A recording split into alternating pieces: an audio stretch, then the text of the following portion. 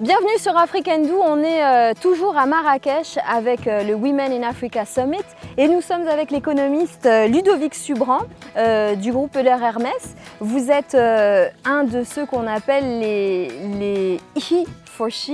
C'est un hashtag qui a été lancé par les Nations Unies pour les hommes qui défendent les femmes et qui sont leurs avocats, leurs défenseurs. Pourquoi cet engagement pour l'égalité homme-femme ? Parce que vous êtes 50%, donc je me demande toujours pourquoi vous n'êtes pas 50% au top en fait. Je pense que c'est juste une évidence pour moi.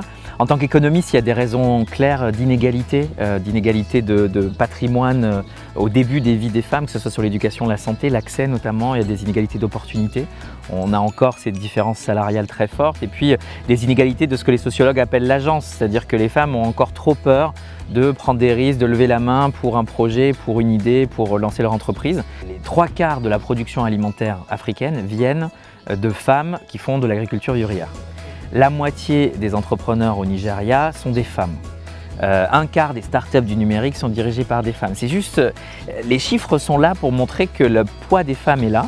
Et puis, de manière générale, il y a qu'à regarder dans les pays qui ont fait le pari des femmes, on voit naturellement la croissance s'élever.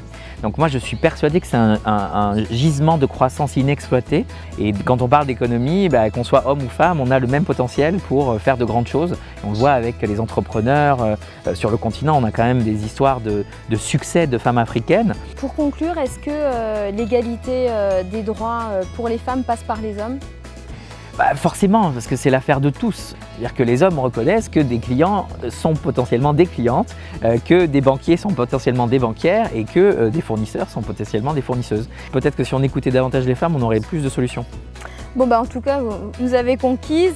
On reste ici sur Marrakech avec le sommet Women in Africa. Merci à vous, Ludovic Subran. Merci à Céline. Et on se retrouve sur les réseaux sociaux, sur Facebook, Twitter, LinkedIn, pour continuer la discussion avec Africandou.